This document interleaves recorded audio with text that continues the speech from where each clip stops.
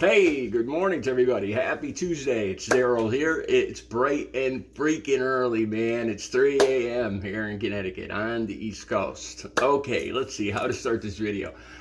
From time to time, my views will go up, my views will go down. What got 5,000 views last month will get 50 views next week. It's really hard to predict what people are going to watch from one week to the next. And my views go up and down. Lately, my views have been down.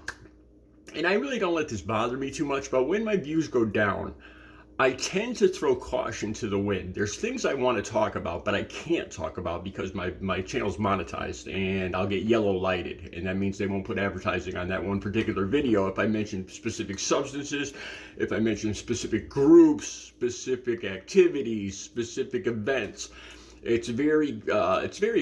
You got to be very cautious when you're making a monetized video.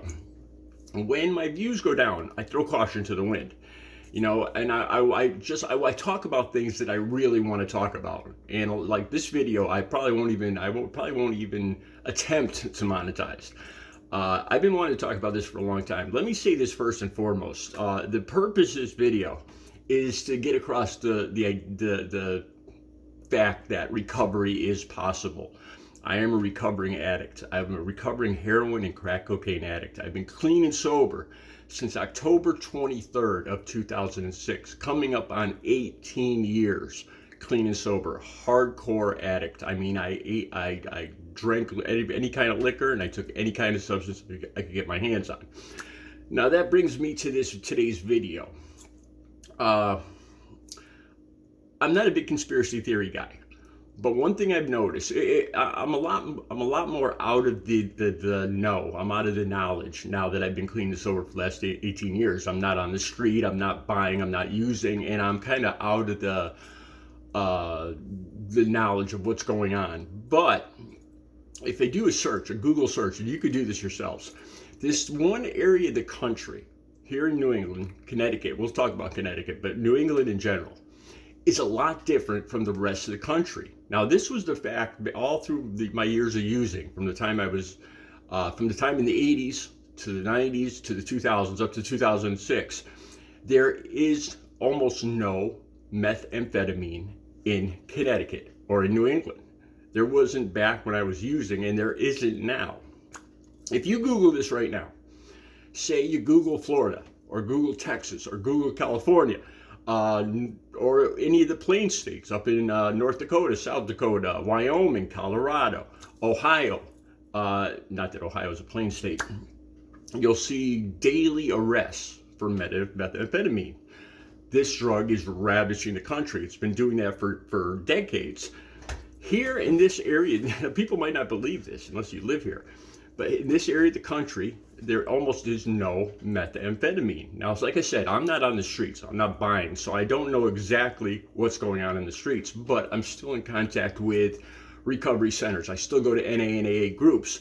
Or you can Google, like I did that this morning just to check up again to see if what arrests were in Connecticut. There's been two arrests in the last probably decade here in Connecticut for methamphetamine. A actual pastor, a Methodist pastor, was arrested about 3 or 4 years ago. And a Middletown man was arrested just last week. But other than that, there is no arrests here in Connecticut. There's very little of this drug in Connecticut or in this whole area in New England. And I've always wondered about this. And if they can keep this one particular drug if this one particular drug could stay out of this area, how come it's so prevalent in other areas of the country? Like I said, I'm not conspiracy theory minded, but it makes me wonder if if theoretically this drug could be kept out of this area, how come it's so prevalent in the rest of the country? You got to ask yourself. So it's not because of demand. I could tell you that. Okay, back when I was using, up until 2006, I used coke and crack cocaine. And those two drugs are very similar. And I went out to California in 87, 88, 89. And the big thing when I went out to California, I was like, oh boy, I'll get, this is back in my addict mentality. I was like, I'll be able to get methamphetamine. I'll be able to get crystal out in California. And I went out there and I tried it and I used it and all that. And coming back here, I thought it was just a matter of the drug spreading across the country. Back when I was using, I got to be honest, I kind of looked forward to it coming here. But now that I'm clean and sober, I could see that it was a blessing. That's one drug that I really couldn't get my hands on, thankfully, because I'd probably be in a lot. Who knows if I'd even be clean and sober today? But it makes me wonder why this drug is all over if you Google labs, as in labs that make methamphetamine, you won't find any in New England, any in Connecticut, for going back for decades.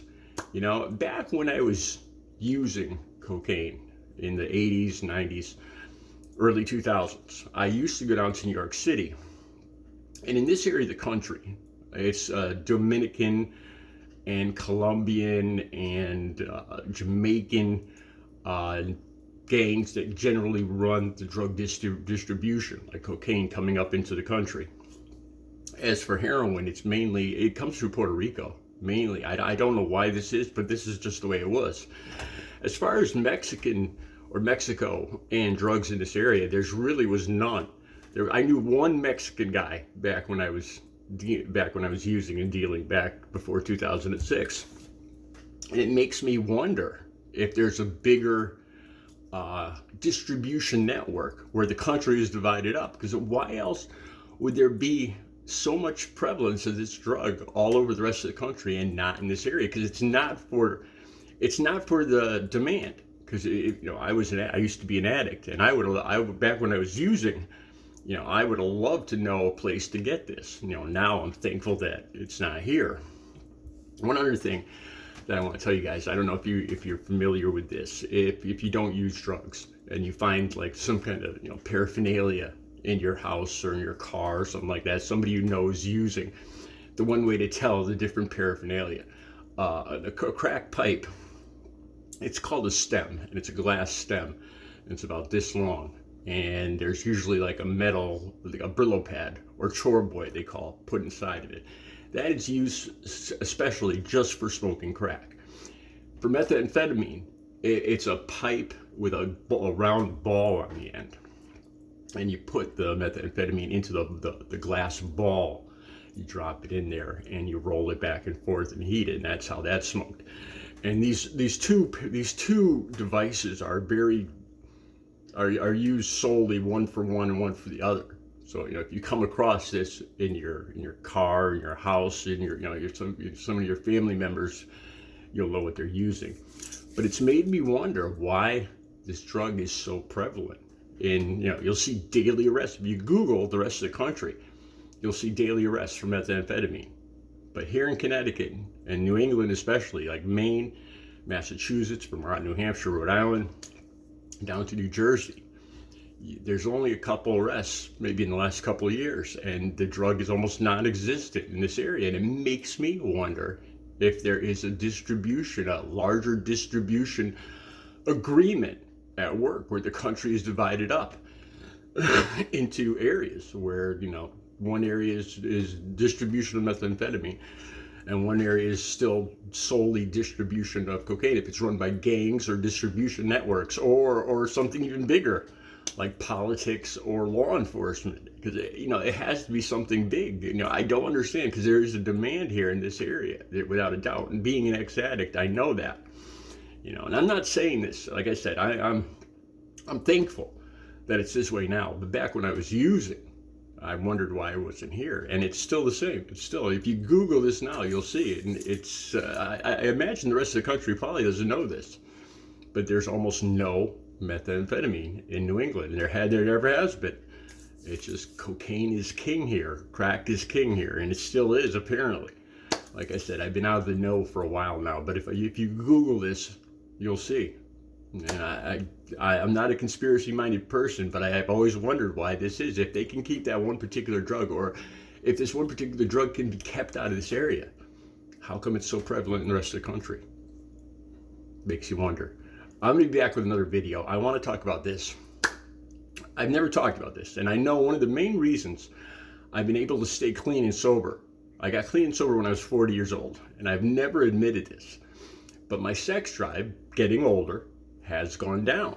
You know, I still have a sex drive. I still love to get a relationship. I see a beautiful girl on the street, and I still am attracted to her. But my sex drive has gone down. I mean, it doesn't run my life now like it used to when I was younger. And as my sex drive went down, my addiction was easier to handle. This is something I've never admitted, and I want to talk about that in my next video because I didn't want to admit my sex drive went down. But of course, you know, I'm 50 years old. Of course, my sex drive has gone down from what it was back in my 20s. And that's helped me, actually really helped me stay clean and sober because I'm not driven by my sex drive anymore.